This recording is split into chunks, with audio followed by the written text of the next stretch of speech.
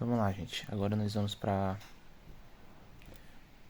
outra questão, também de sólido de revolução, só que aqui a única diferença é que é em torno do eixo x igual a menos 1 dessas duas funções, que eram as mesmas da questão passada. Aqui a gente já fez o gráfico, a mesma coisa. O que muda é o eixo de rotação, que ao invés de ser na horizontal, ele é vertical assim.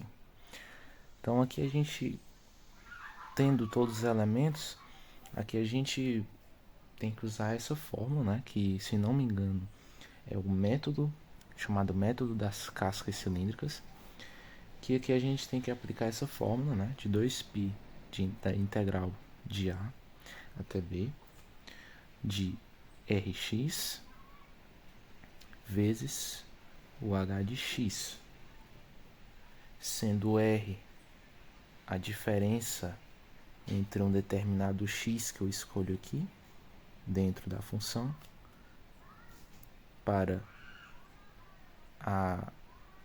o eixo de rotação, e o h, que seria a altura entre as duas funções, ok? E aqui, sendo assim, a gente aplicaria a fórmula dessa forma.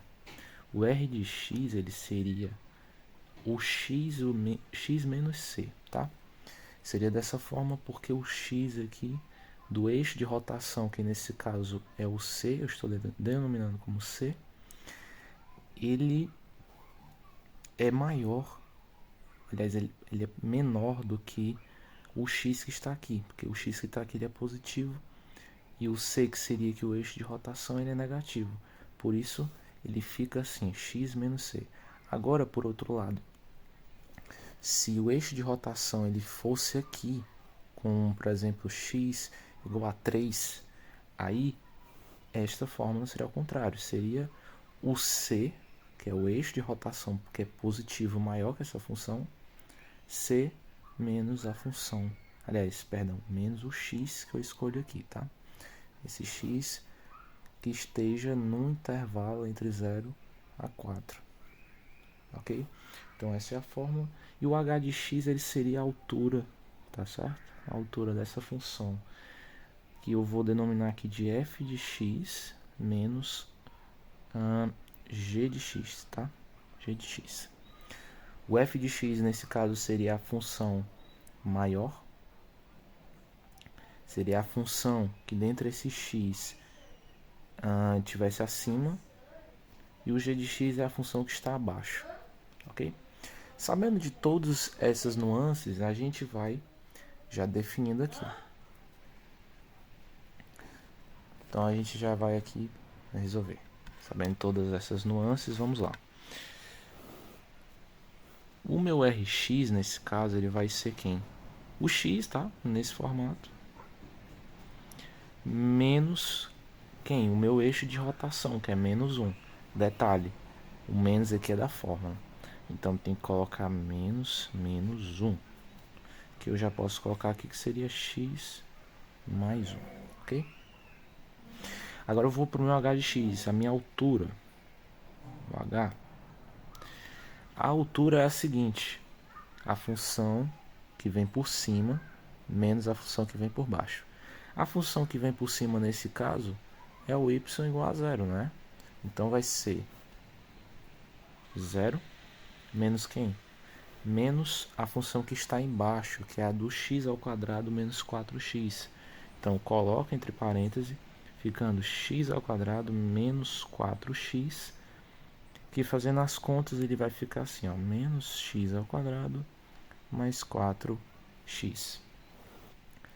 Fórmula bem interessante, né? E lembrando as constantes de integração, 0, 4. O b é sempre o maior e o a é o menor entre os dois, né? Então vamos lá. Aplicando isso dentro da fórmula, eu tenho 2π da integral de 0 a 4 de r de x. Quem é o r de x aqui? O r de x ele é x mais 1, que multiplica o menos x2 mais 4x, tá? Tudo isso aqui integral em x.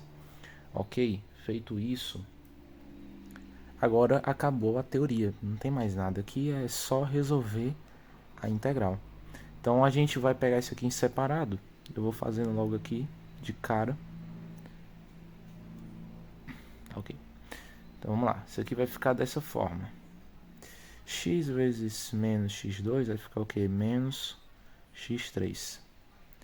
X vezes 4x vai ficar mais 4x2. 1 vezes x2, que é menos ali, vai ficar menos x2.